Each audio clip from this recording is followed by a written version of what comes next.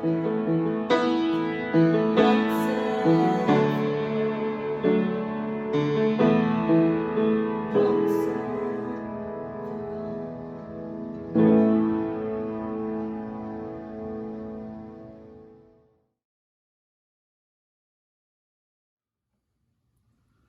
one sounds a little like Johnny Cash, but it'll be fun and hopefully encouraging to us today. 1, 2, 3, 4.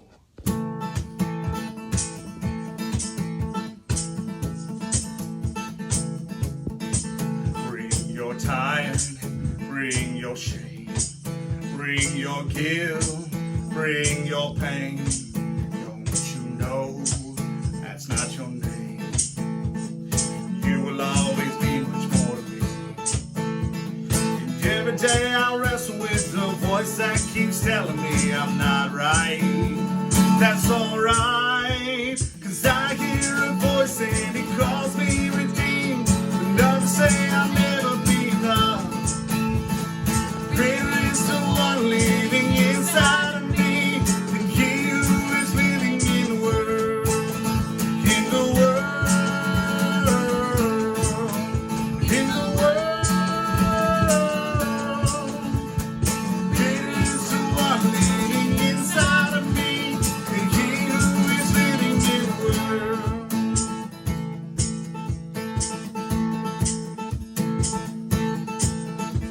Bring your doubts, bring your fears, bring your hurt, bring your tears.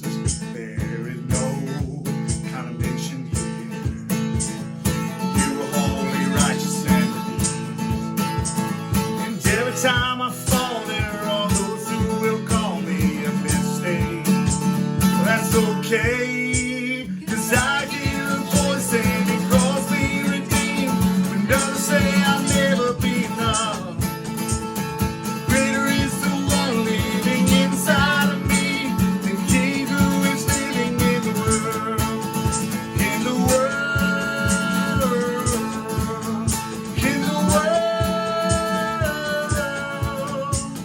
Greater is the one living inside of me than he who is living in the world.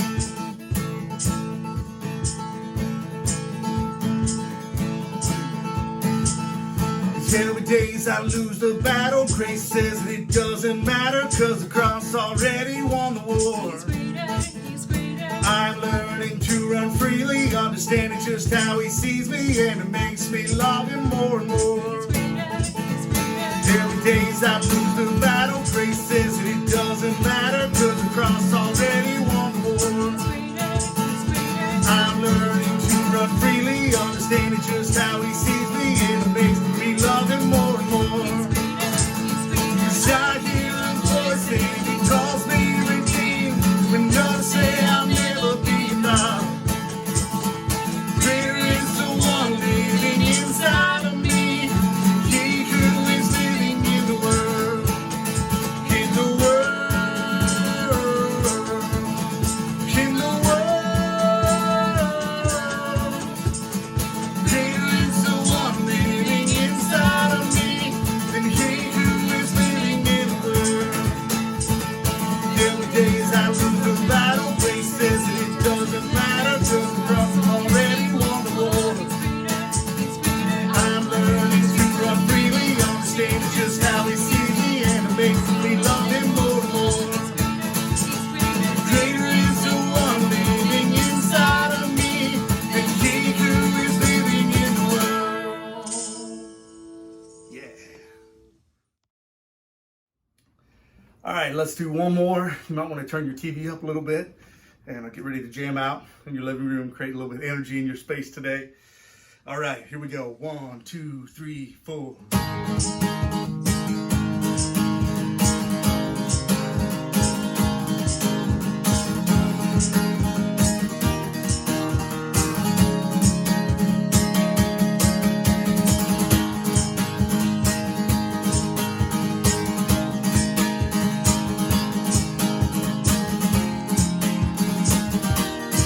Woo, it's hot here. We were born to great chase our dreams. Come, my Lord, awaken holy fire. We are turning from our sins. We are praying once again.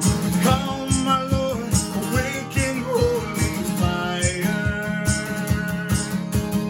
We are aching for the real thing.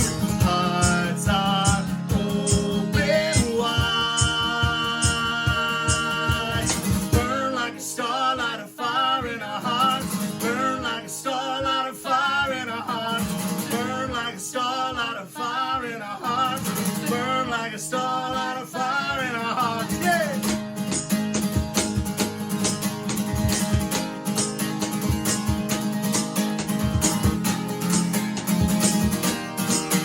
Here we go, sing revival.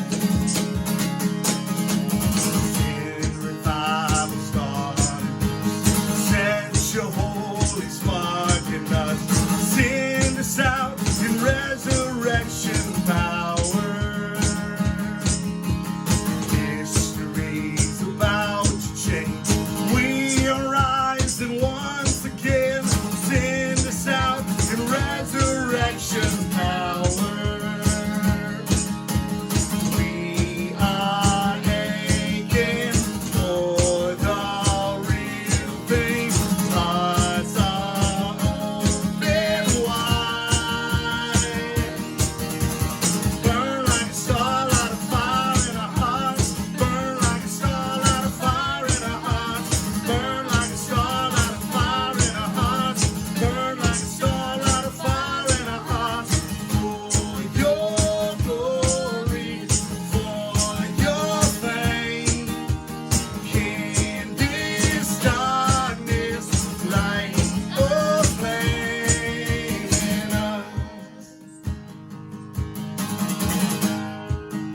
Here we go. Burn like a starlight of fire in our hearts. Burn like a starlight of fire in our hearts.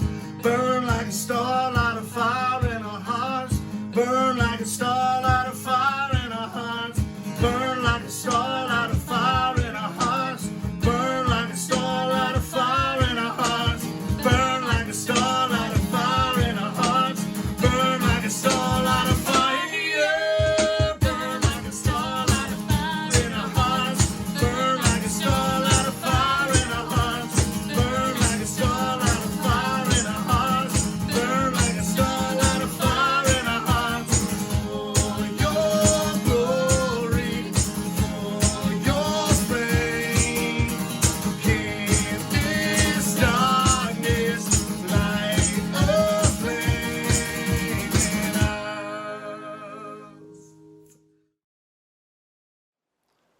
Well, thank you, Jeremiah, for that, for using all the air you have to give us that song. That one took it all, didn't it, man? And thank you for joining us for this conversation. We're so glad you're gathering with our church family today. We're actually focused on one word right now, the word through. How do we get through so we don't just end up through? And Leslie actually is going to land our series by coming to teach us in a moment. I'm so grateful we get to hear from her again today. She's gifted, she's passionate about Jesus and his good news, and you're going to enjoy this a lot. In fact, Jeremiah, if you missed his message last week, go catch up on that one after a while. That'll be a bonus for you today. He brought us a touching, very personal message. I think it'll encourage you. And I just got to say how grateful I am for Jeremiah and Leslie and the members of our teaching team. It's a real thrill that we get to hear good news here in our church family from so many different voices who love to share the goodness of God with his people. Really, really a blessing. And so I'm grateful that they're sharing with you in this series. In fact, they're going to join me for the next series too. I'm going to kick it off next week for Mother's Day, but you'll be hearing from them again. And the new series is going to be called Making Memories. We're going to talk about our most important relationships.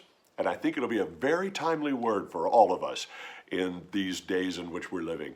And so join us and share and invite somebody to come and join us. We'll be meeting again right here online at 7 o'clock on Saturday evening and at 10 o'clock on Sunday morning. And yes, you heard me right, here online. In fact, if you missed my video. I sent out something via email to those of you for whom we have email addresses, and it's also been posted on our social feeds. When this gathering is over, go catch up on that conversation. I talk about how we're determining when we might gather again in person in our facilities. And so if you haven't heard that yet, go check it out. But next weekend, we'll be right here online from our living room to your living room. Hey, there are some links there at the top of the post that'll help you engage with an outline for the message. If you want to give back to God, the giving link will be there. It'll be posted in the comments as well. Thank you for your continued generosity to help keep our ministry going across the 573 during this pandemic. We're so grateful for that. And then there's information on our website that'll help keep you up to speed on what we're doing to be for our neighbors and so forth. So all of those links are right there in this post. Now, before Leslie comes to teach us, I'd like to pray. Would you pray with me? Father, thank you so much. Thank you for the good news we're about to hear from Leslie, for her gift in teaching us. Thank you so much, God, for the ways you're blessing through this ministry, even as we meet online. Thank you for our dear church family. Thank you for the friends that are joining us today. Father, we open ourselves up to you. We pray that by the power of your Spirit, that you would move in your church family. And God, would you show us what you want us to see? We pray that we would be willing to submit to you, that we'd be willing to adjust our lives to meet the reality that you reveal. And we're grateful for this time together. In Jesus' name. And everybody said, amen.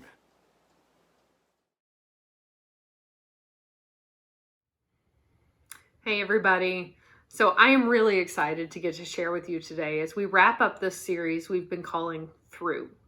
Now, like many of you, I have been working from home with little kids, 2 preschool boys to be exact, for the last several weeks. And last Wednesday, I was on yet another one of those long Zoom video conference meetings with my team while my kids were playing quietly in the next room.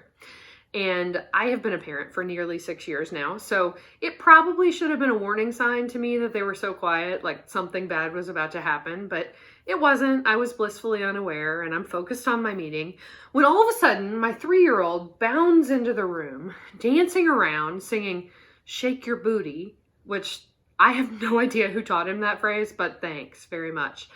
And he is wearing no clothes. I have no idea where his clothes are. And it is everything I can do to hit the stop video button on the Zoom app before my coworkers get an eyeful. And I gotta tell you guys, I did not plan for that. I did a lot of preparation, a lot of planning to get ready for this meeting, but toddler nudity was definitely not on the agenda. And there was nothing that could have prepared me for how to deal with it. But I think that's kind of where we are in life right now, right? Like a lot of life does not look the way I planned. I did not plan to have to become an expert on toilet paper math. I did not plan to be tethered to my house 24/7. But out of nowhere, life came along and threw us a curveball none of us were expecting, and our best laid plans are all over the floor. We find ourselves in a situation we didn't ask for, and we didn't plan for, we never wanted. And that's what this series is all about, because we're asking ourselves, how can we get through the challenging seasons of our life without just throwing up our hands and announcing, "I am through"? And we're talking about how we all progress through 3 phases of faith over time. And the first phase is what we've called a confident faith. This is when everything is fresh and new. It's when our prayers come easy, gratitude feels natural. It's great. But the last phase, that's what we call a living faith. And this is the kind of deep, steady, abiding faith that doesn't get shaken or torn when life throws us circumstances we don't expect. And this living faith, that's the kind of faith we all want. But the question is, how do we get from here to here? And the truth is, it's actually the middle phase that has the potential to move us from confident faith into living faith. And we call this middle phase challenged faith. Now, challenged faith, that's those seasons of life where we wonder if God even sees what we're going through. Or more to the point, does he see it, but is he even going to do anything? Does he care? And I think the truth is, a lot of us find ourselves in a challenged faith season right now. Because we're in the middle of this whole COVID-19 crisis, and we're asking ourselves how on earth life could have changed so drastically in what felt like just a few short days or weeks. And this leaves us with all sorts of questions, maybe even doubts about God and his goodness. It leaves us wondering why he would even allow this to happen. And let me tell you, if that's you, you're definitely not alone. Now, Meadow Heights confessional real quick. Who among us are the kind of people that would flip to the back of the book to read the end of a story before you read the entire book? If this is you, just hit the like button, raise your hand in the comments. That's what we're going to do today. So you'll be with us on this. We're going to jump to the end of the story and fast forward to Deuteronomy 34.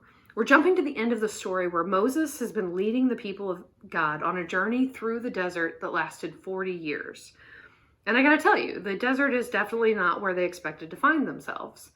They had a lot of dreams about what their rescue story was going to look like, and it definitely did not include 40 years in the desert. I have a hard time even imagining 40 years in the desert. 40 years is longer than I've even been alive. But when I think back over the last 6 or 7 weeks of being in quarantine, as an extrovert, I have to say that it feels a little bit like it's 40 years in the desert. Maybe some of you are feeling the same way. But the Israelites, they've been spending 40 years in the desert, and now they're finally about to enter the long-awaited promised land. And here's what happened. Then Moses went up to Mount Nebo from the plains of Moab and climbed Pisgah Peak, which is across from Jericho.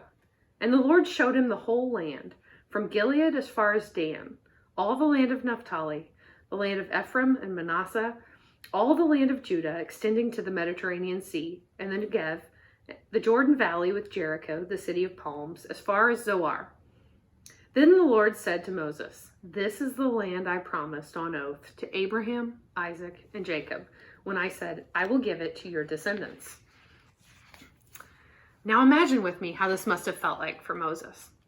There he stands on the top of Mount Nebo.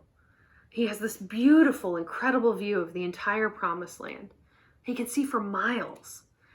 After all those years of struggle and pain and hardship, God's promise is finally about to come true. I just imagine him standing there, taking a deep breath and just savoring the beautiful land that he's dreamed of and worked toward for his whole life. But then God says this to Moses. "Now I have allowed you to see it with your own eyes, but you will not enter the land." So Moses, the servant of the Lord, died there in the land of Moab, just as the Lord had said. What? Okay, say that with me. Just have a reaction moment right now. We all have to be thinking, this is not how this story was supposed to go, right? I mean, he's come all this way. He's put up with so much, and now Moses doesn't get to even go into the promised land? You've got to be kidding me. I don't know about you, but I don't like this part of the story. And it's probably for the same reason that I got really frustrated when the meeting that I had planned for and worked so hard for ended up getting interrupted by a moment of toddler streaking. Because I'd worked really hard and I didn't plan for this. And Moses worked really hard and he didn't plan for this either. It wasn't the way it was supposed to go. And maybe some of you are feeling the same way. Is there a desert that you're suffering through right now? Something you're struggling to make sense of? A place where you worked really hard and it's just not panning out the way you intended it to. Maybe you had to cancel a vacation that you'd been planning for and saving for a really long time. I have one friend who had to totally rework her wedding plan because of this whole virus thing. Have you lost your job? Or maybe filed for unemployment, but you haven't heard back about approval yet and things are starting to get tight? And I know long before COVID-19, there were a bunch of Heitzer families who were already struggling and going through some really tough stuff. So what is the desert you find yourself in today? What kind of challenges and pain are you struggling with? What about life right now just frankly doesn't feel very fair? We're going to back up a little bit in the story of Moses because, as it turns out, this isn't the first time the people of God were about to enter the promised land. 40 years earlier, when they had just first escaped from slavery in Egypt, they stood at the doors of the promised land, getting ready to go in and check it all out. And the Lord said to Moses, "Send out men to explore the land of Canaan, the land I am giving to the Israelites. Send one leader from each of the 12 ancestral tribes." So Moses selects 12 guys, and he sends them ahead as spies. And they explore the land for 40 days. But they return with really mixed reviews. So there's one group that's really excited about it. This was their report to Moses. "We entered the land you sent us to explore, and it is indeed a bountiful country, a land flowing with milk and honey." But then the other group, they encountered some people there that really kind of freaked them out, and they warned Moses. "But the people living there are powerful, and their towns are large and fortified. We even saw giants there. We can't go up against them. They are stronger than we are." So after hearing the warning of this last group, the people of God, they decide to ignore what God's telling them, and they refuse to go in and take the land. And this ushers in their 40 years of wandering around in the desert, 1 year for every day that they explored the land. So as I think about this elderly man standing on top of the mountain just days away from his death, it just seems so unfair that Moses never got to go in and see the promised land for himself. After all he went through, all the suffering he endured, all the tough, lonely leadership moments, now he doesn't even get to experience the blessing. And I think this story bothers me so much because it forces me to ask some questions I don't like to think about in my own life. Like, what if I'm never delivered from the desert I'm in? What if this tough season that I've been white-knuckling my way through, it doesn't end the way I've been dreaming about or praying for? And when those kinds of questions go unanswered, they inevitably lead to another kind of question. Why? Why do we have to suffer? What's the point in all this pain? In fact, I think that's so often the hardest part of the pain that we experience, just not understanding why. Have you been asking God your own version of why lately? I mean, we know that sometimes we suffer as the result of our own poor choices. That's what happened to the Israelites, ending up in the desert for 40 years because they refused to follow God where he was leading. And I've certainly had to face the consequences of my own poor decisions more than a few times. I'm probably not the only one. But then sometimes we suffer due to other people's poor decisions that we don't have control over. And those decisions bleed out over onto us. And sometimes it's honestly a messy combination of both. Somebody else makes a poor decision that affects us, but then we respond with our own destructive choices too, and it just becomes an ugly cycle. And then other times, honestly, we just can't see any explanation for our suffering. And I have to be straightforward with you. I'm not going to be able to give you a reason for all the pain and struggle you may be experiencing. And I'm not going to sit here and offer you some worn cliche like everything happens for a reason. Because honestly, there just sometimes isn't a real answer to the why question. But there is a question that we can answer. And that's this. How are we going to respond to the suffering that we're experiencing? You see, and write this down, this is the big idea. We may never understand why we have to go through, but we do get to choose how we will get through. I'm going to say that again. We may never understand why, but we do get to choose how. I want to tell you a story of a guy named Victor. This is Victor. And he lived through one of the darkest deserts in modern history. He was a prisoner in several of the concentration camps of World War II. And in those camps, Victor saw unimaginable, immense levels of suffering. But he also saw something else. Victor tells stories of watching other prisoners in the camps who would daily walk from hut to hut and encourage and comfort other prisoners. Or they would give away the last little bit of food that they had. And what he observed as he was watching these fellow prisoners was that when everything else was stripped away, There was one freedom that could never be taken away from a person, and that was their ability to choose how they would respond in a situation. In his classic book, Man's Search for Meaning, Viktor Frankl writes, "Suffering in and of itself, it's meaningless.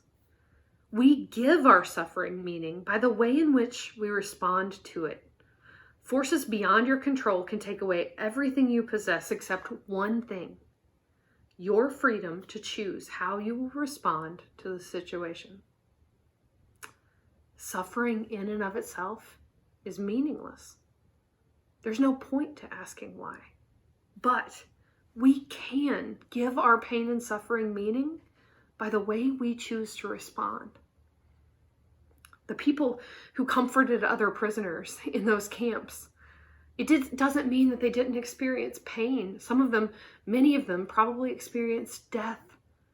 But they gave their lives and their suffering meaning by choosing to respond with love and to spread hope in what could have been a hopeless situation. Now, I don't know what it is you're suffering with today. Your desert may be physical or relational, emotional, financial. And while I may not be able to answer the why question for you, I am going to challenge you to get really intentional about how you respond to the desert you're in. I'm going to suggest that there are two responses that, if we consistently choose them, will help us move through the challenged faith phase into living faith. And the first is this: we can choose to let suffering transform us. Did you know that there are actually people who sometimes choose to suffer for the purpose of transformation? One example is this. Some people run marathons. In fact, believe it or not, it was obviously a very long time ago, but in my 20s, I used to train for and run marathons. And I will level with you, it was awful. I suffered through knee injuries and a stress fracture and 4 a.m. alarm clocks. Why? Why did I do that to myself? It was because I valued the transformation to my sense of focus and discipline. And if I'm really honest with you, because I wanted to slap one of those self-righteous 26.2 bumper stickers on the back of my car. Check. And there are other examples. Like, we just finished Lent, which is a season in which many of us fasted from things like food or caffeine or television in order to deepen our faith and grow closer to God. And I bet we've all heard stories of people who volunteered to be a kidney donor or blood marrow donor in order to give somebody else a second chance at life. See, we're okay with the kind of suffering we choose for ourselves. We even celebrate that suffering because we value the transformation that comes from it. But if we're being honest, unwanted suffering has every bit as much potential to transform us. It can transform our character. It can transform our values. It can help us become the kind of people who live and love like Jesus. If we affirm the truth that God is always present and at work, and that he most fully meets us where we really are, then we'll begin to recognize our desert stories for what they actually are. They're opportunities to learn from God alongside him and to forge that kind of living faith that isn't dismantled by our tough circumstances. So here's a question we actually do get to answer, and it's this: will I choose to let my suffering transform me? And here's the second response we can choose.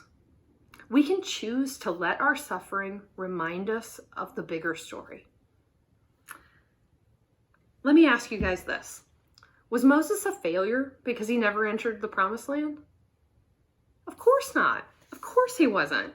Listen to how he was memorialized in Deuteronomy after he died.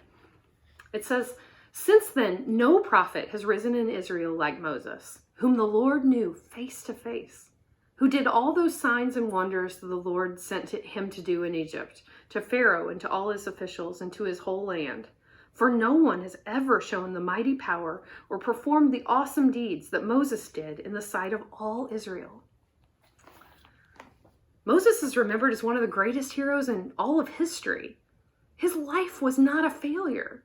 And his pain and suffering, they weren't meaningless.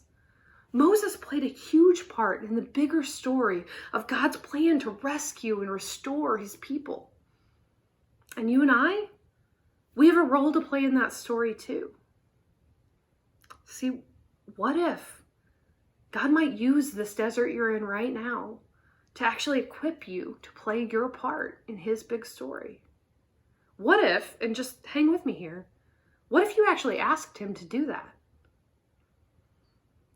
And what if years from now, when you think back on this whole pandemic time frame, instead of wincing at the pain that you went through, you find yourself smiling to yourself as you think about all the good things God cultivated in your life as a direct result of the pain you went through in this season. It could be that the lean times of this season resulted in you finally getting serious about getting out of debt and staying out of debt. And in the freedom that you experience after that, you use your margin and your financial standing to be able to make a difference in the world. Or maybe the extra time that you spend at home with your kids and your spouse forced you guys to confront some issues that you had that you'd been sweeping under the rug. And you use this time to develop a whole new, healthier family dynamic. And it ends up changing the trajectory of your family. Not just for your life, but for your kids' kids, and on and on. Or maybe, and this one is a little personal, maybe the isolation you're experiencing right now forces you to learn how to turn to God for comfort and for your sense of identity, rather than running to a pile of work or looking to other people to give you value. And here's the thing, guys. We don't have to be afraid about jumping into this story because we know how it ends already. See, we just wrapped up the Easter season, which is our annual reminder that Jesus endured unimaginable pain and suffering, and he conquered death so that we can be certain of how the story ends. His is a story that is full of rescue and redemption. It's unlike any story you've ever read. And he's inviting all of us into that plot. So I want you to think again about the desert that you're going through. Have you found yourself stuck trying to ask why? If that's you, I want you to encourage you to just set aside that why question for a little bit and begin to move toward the how. How will you choose to respond to this desert? Will you choose to let it transform you and help you become the kind of person that lives and loves like Jesus? How might your story, even now, even the painful parts, point you toward God's bigger story, a story that's full of good news? Would you guys join me as we ask God to help us do just that? Father, I want to thank you for meeting us in the mess of our challenging seasons, and for the freedom to choose how we will respond in those situations. God, may we choose to let this desert transform our hearts and our faith. Instead of clinging to false idols or waiting on answers to all of our why questions, God, may we cry out to you and cling to you. May we have the eyes to see the bigger story that you're writing even now. And may we have the courage to join you in that story. A story of hope, of love, and of rescue.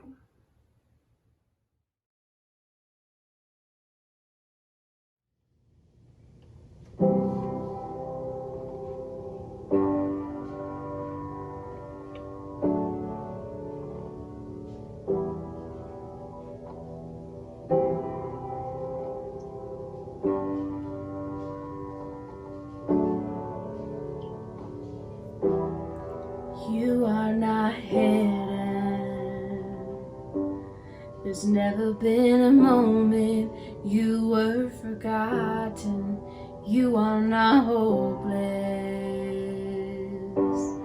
Though you have been broken, your innocence stolen, I hear you whisper underneath your breath.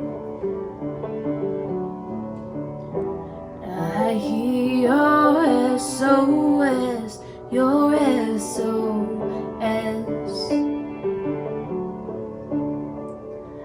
I will